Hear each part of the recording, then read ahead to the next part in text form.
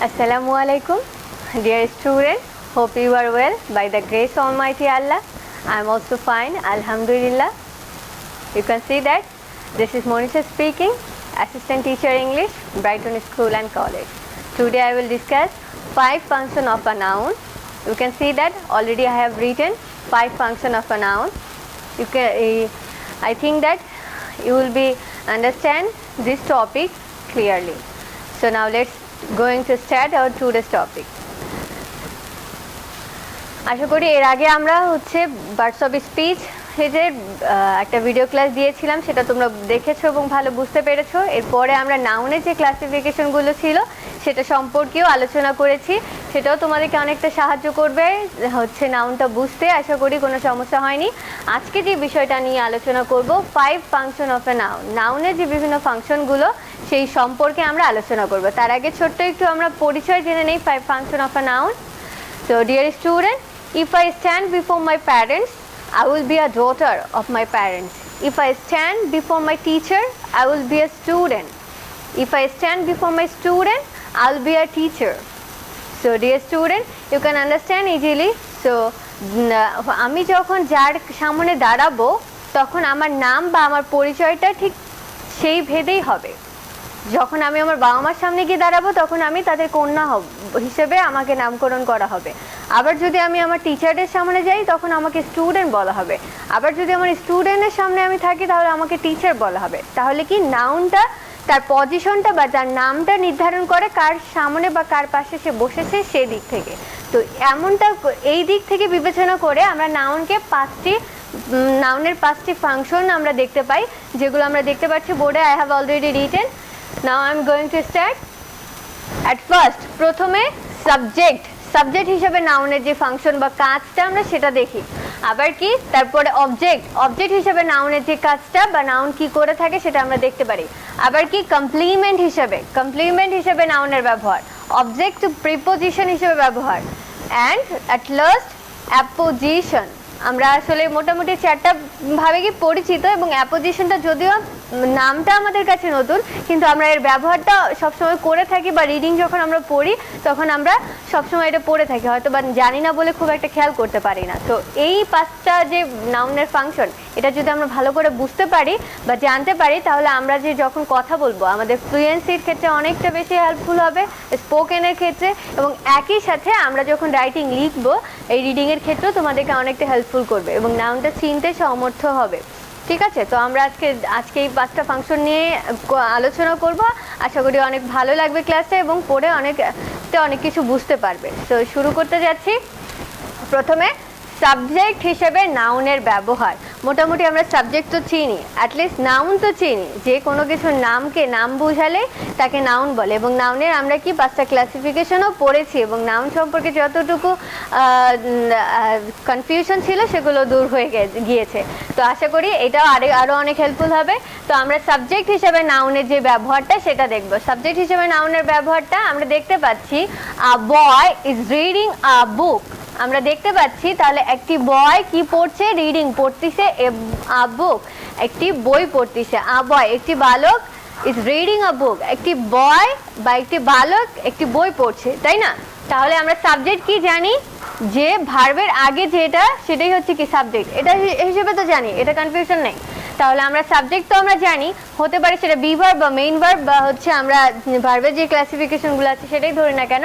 So ভার্বের আগে যেই শব্দটা ব্যবহার করা হয় সেটা কি নাউন হিসেবে মোটামুটি আমরা জানি। এছাড়াও আমরা এরপরও যেটা পড়েছি যে সর্বনাম বা প্রোনাউন যেটা, তো আমরা সেদিকে যাচ্ছি না। তো আমরা দেখতে পাচ্ছি যে নাউনের আগে কি আছে, দ্য বয়, তাহলে এটা কি সাবজেক্ট। তাহলে কি ভার্বের আগে যে শব্দটি থাকে সেটাকে আমরা সবসময় যে নাউন হবে সেটা তেমনটা না, কিন্তু ভার্বের আগে কি নাউন বসে বা নাউনের অবস্থান হয়, তাহলে ভার্বের আগে যেই শব্দটা বসে সেটাকে আমরা নাউন বলি, এবং সেটা কি সাবজেক্ট না হিসেবে ব্যবহার হয়। তাহলে নাউনের একটা ফাংশন কি সাবজেক্ট হিসেবে বসে।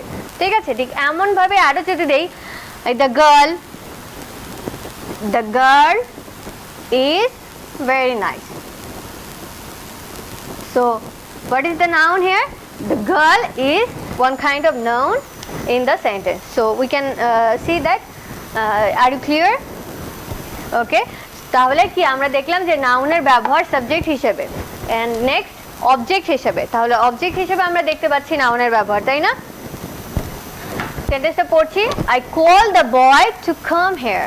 আই কল দ্য বয়, তাহলে কি ভার্বের পরে কি পাচ্ছি? অবজেক্ট পাচ্ছি। তাহলে অবজেক্টটা কোথায় বসে? ভার্বের পরে।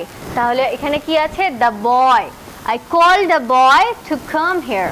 তো কি আমরা এখানে দ্য বয়টা কোথায় পেলাম? অবজেক্টের জায়গায় পেলাম। আমরা জানি ভার্বের পরেই হচ্ছে কি অবজেক্ট বসে, তাই না? আই কল্ড, আমি কাকে ডাকি? দ্য বয়, বালকটিকে ডাকি, ঠিক আছে? তাহলে I call the boy to come here, এখানে দ্য বয় অবজেক্ট হিসেবে, আর দ্য বয় নাউন, এবং নাউনটা কি আকারে বসেছে? অবজেক্ট আকারে, এবং আগেরটাই কি ছিল? সাবজেক্ট হিসেবে ছিল, তাই না? তাহলে নাউনের প্রথম ফাংশন হচ্ছে সাবজেক্ট হিসেবে বসে। তাহলে আমরা দেখতে পাচ্ছি সাবজেক্টের জায়গায় নাউন বসেছে, এবং আবার জানি যে আবার নাউনের ফাংশন অবজেক্ট হিসেবে ব্যবহার করা যেতে পারে, এবং নাউনটা কোথায় বসেছে? অবজেক্টের প্লেসে বসেছে। তাহলে নাউনের দুইটা ফাংশন, একটা সাবজেক্ট আকারে, একটা অবজেক্ট আকারে। This is clear to you? Okay dear student, and then the third part কি? কমপ্লিমেন্ট। কমপ্লিমেন্টটা কি? আমরা মোটামুটি অনেকভাবেই যখন ভয়েস করি বা হচ্ছে এই টাইপের এই শব্দগুলো আমরা অনেক সময় পেয়ে থাকি কমপ্লিমেন্টে। তো আশা করি আজকে একটু ভালো হবে, বুঝতে পারবে। I made the boy. I made, I am sorry, একটু ভুল হয়ে গেছে, আমি ঠিক করে দিচ্ছি। I made him captain in the class. তাহলে him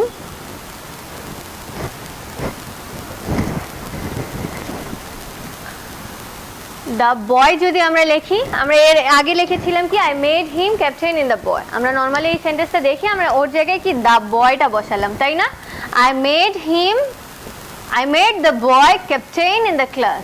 তাহলে দ্য বয়, ক্যাপ্টেনটা কে? আই মেড দ্য বয়, আমরা বালকটিকে কি বানালাম? Captain in the class. তাহলে ক্যাপ্টেনটা কে? দ্য বয়, তাই না? এখানে ক্যাপ্টেনটা কে? The boy. তাহলে ক্যাপ্টেনও যেই ব্যক্তি এবং দ্য বয়টাও সেই ব্যক্তি। তাহলে দ্য বয় কি? ক্যাপ্টেন, ক্লাসের ক্যাপ্টেন, এবং ক্যাপ্টেনকে দ্য বয়, বালকটি ক্যাপ্টেন এবং ক্যাপ্টেনই বালক। একই শব্দ দুইটা ব্যবহার করা হয়েছে, এবং হচ্ছে দ্য বয় যেই ব্যক্তিটা, ক্যাপ্টেনও সেই ব্যক্তিটা। ঠিক একইভাবে এইরকম ব্যবহারগুলো যেগুলো পাবো আমরা, সেগুলোকে আমরা কমপ্লিমেন্ট বলবো, ঠিক আছে? আমরা ভয়েসের ক্ষেত্রে মাঝে মাঝে দেখি যে সাবজেক্ট কমপ্লিমেন্ট, অবজেক্ট কমপ্লিমেন্ট। তো ডিয়ার স্টুডেন্ট, আমরা দেখতে পাচ্ছি ভার্বের পরে আবার আছে কি? The boy. তাহলে নাম একটু আগে আমরা বললাম যে ভার্বের পরে হচ্ছে দ্য বয়, মানে অবজেক্ট হিসেবে ব্যবহার করা হয়েছে, এবং তারপরে একই ব্যক্তিকে বোঝানো হচ্ছে দ্য কমপ্লিমেন্ট, আরেকটা শব্দে, যে এটাকে আমরা কমপ্লিমেন্ট বলি, তাই না? কমপ্লিমেন্ট। তাহলে একই শব্দ দ্বারা কমপ্লিমেন্ট হিসেবে আমাদের ব্যবহার করা হচ্ছে দ্য বয়। তাহলে I made the boy captain in the class, এখানে কিসের ব্যবহার করা হয়েছে? নাউনের কমপ্লিমেন্ট হিসেবে ব্যবহার করা হয়েছে। তো আশা করি ক্লিয়ার। এরপরে আসছে অবজেক্ট টু প্রিপোজিশন, প্রিপোজিশনের অবজেক্ট হিসেবে। We are proud of the boy, the boy object, এবং তার আগে হচ্ছে কি? প্রিপোজিশন। তাহলে প্রিপোজিশনের অবজেক্ট হিসেবে দ্য বয়টা ব্যবহার করা হয়েছে, যেটা কিনা নাউন। তাহলে নাউনের ব্যবহার, we are proud of the boy, আমরা বালকটিকে নিয়ে গর্বিত, তাই না?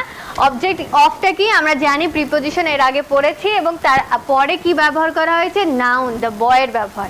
তাহলে কি? We are proud of the বয়।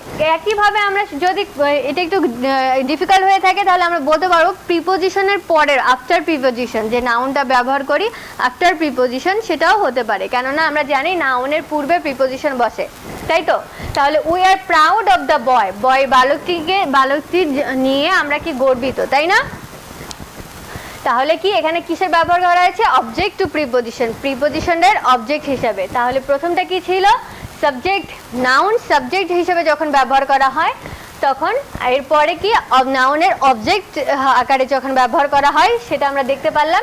এরপরে কি দেখতে পারলাম? নাউনের কমপ্লিমেন্ট হিসেবে যখন ব্যবহার করা হয়, তখন নাউনটাকে আমরা দেখলাম কমপ্লিমেন্ট হিসেবে। এরপরে অবজেক্ট টু প্রিপোজিশন, প্রিপোজিশনের অবজেক্ট হিসেবে নাউন যখন বসে, সেটা আমরা দেখতে পারলাম। এরপরে অ্যাপোজিশন, অ্যাপোজিশনটা কি একটু দেখি আমরা, তাহলে বুঝবো।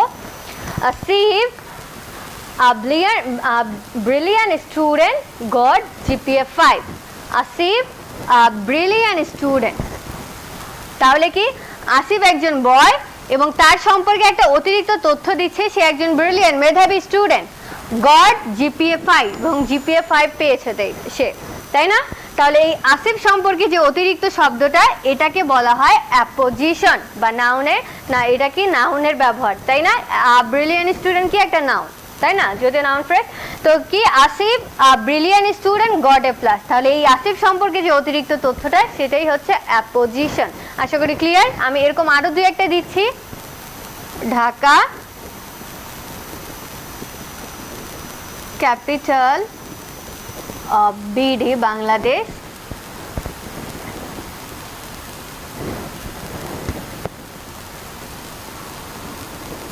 is a big city. Dhaka capital of BD মানে বাংলাদেশের রাজধানী ইজ আ বিগ সিটি। তাহলে ঢাকাটা কি, তাহলে মূল বাক্যটা ছিল Dhaka is a big city, মূল বাক্যটি এমনটা ছিল Dhaka is a big city. এই ঢাকা সম্পর্কে অতিরিক্ত যে তথ্যটা সেটা যদি আমরা বাদ দিয়ে দেই, তাহলে Dhaka is a big city, এটা ছিল মূল বাক্য। এবং এই ঢাকা সম্পর্কে আমরা অতিরিক্ত একটা তথ্য দিলাম ক্যাপিটাল অফ বাংলাদেশ, তাহলে Dhaka capital of Bangladesh is a big city. এই ঢাকা সম্পর্কে যে অতিরিক্ত তথ্যটা সেটাই হচ্ছে অ্যাপোজিশন। তাহলে আশা করি বুঝতে পারছো তোমরা। তাহলে অ্যাপোজিশন এবং বাকিগুলো ক্লিয়ার হয়ে গেছে।